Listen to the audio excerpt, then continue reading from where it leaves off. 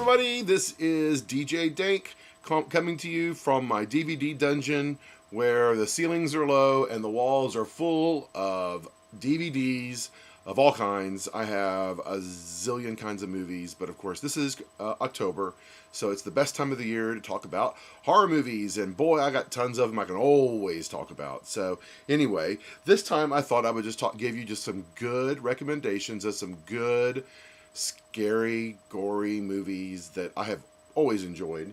And, I will start off because, Halloween, of course, the movie Halloween, very influential to me. Friday the 13th, that led to many ripoffs. Some good, some bad, on many different levels. So one of the ones I really enjoy is Just Before Dawn. And this one goes more into the kids out in the woods getting in trouble with the cannibalistic hillbilly types. And it's from the early 80s. This is a double disc version. It has audio commentary, documentary, all kinds of stuff. But the truth is, it sometimes just matters if the movie's any good. And this one is surprisingly good, surprisingly beautiful with its widescreen transfer, and it is extremely explicit and has some really good kill, scare, gore sequences.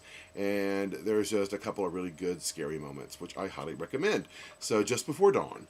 And then after that, well, I live in San Francisco, and it's always fun to watch movies that are based in San Francisco because you get to look at all the locations and all that kind of stuff. And of course, Vertigo is amazing to watch, but one of my favorites, and one that I saw as a kid, scared me then, I watched it recently, is still effective. I was reading about the experience of making it and how, how it's just pretty much, I think now, it's one of those few movies where it's actually a sequel, and it's actually better than its original, and that would be Philip Kaufman's 1978-79 remake of Invasion of the Body Snatchers, starring Brooke Adams, Leonard Nimoy, and Donald Sutherland. Oh, and I think Veronica Cartwright and Jeff Goldblum as well, with some great cameos by the original stars and director. This is, of course, the reimagining of Invasion of the Body Snatchers through the San Francisco scene, where it's more of the, mind, letting yourself go, don't let, it's just the whole thing is done. The special effects are superior.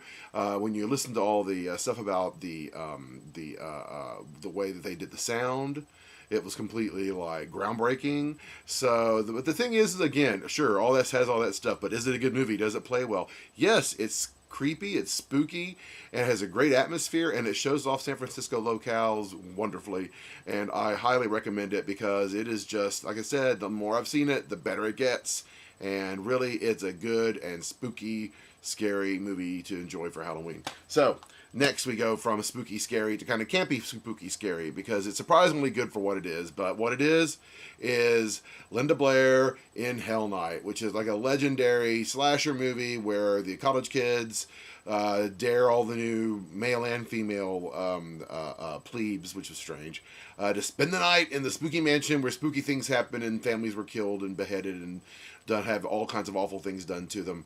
Well, Linda Blair plays one of the girls, and Peter Barton, who's also a popular cult actor, is in it, and one of the Van Pattens is in it. And but the thing about it is the kills are surprisingly effective, and the ending is good.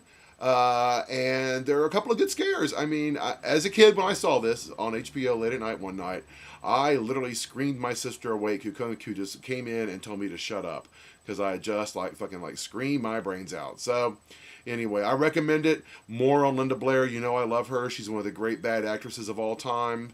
Her boobs give a great performance in this, because they are if you can see this little dress she's in, I mean, this is the PG version of that dress. So she has boobs popping out the whole time. And when she has her big meltdown for the final girl run, which we'll all get to, and we talk to more about the slasher movie, but of course, when she starts her final girl run at the end, those boobies are just jiggling and jiggling like Jello never has. So anyway, love me some Hell Night. Always recommend it.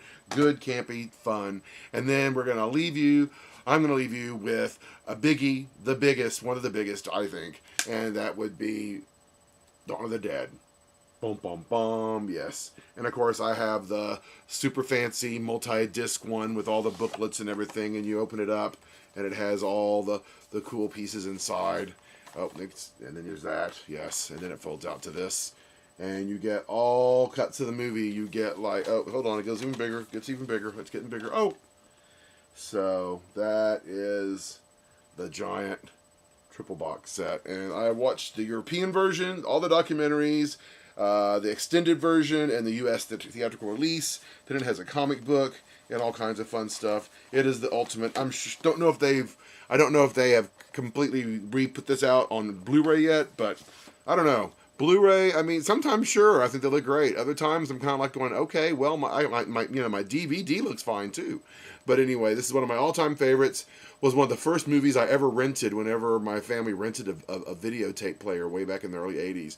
If you didn't own a VCR, you could go and rent one and rent movies for the weekend. They had like a deal. And I remember watching this. I was finally able to achieve this. I'd only seen the ad in the papers for years. So anyway, you can't go wrong with Dawn of the Dead. I mean, this is like one of the all-time great horror movies of all time. It's smart, it's clever, has great characters, and this collection, of course, has all you need. So anyway, you guys have a happy Halloween. Watch some amazingly good horror films, and just have a great time. This has been DJ Dank. You can find me on Facebook under Dan Karkoska, Karkoska, or you can go to underthegoldengate.com, where my show Film Feud is, which is my film review show where we talk about more of the more modern films and film movements. But you can always find me here on YouTube under DVD Dungeon. So this is DJ Dank signing off.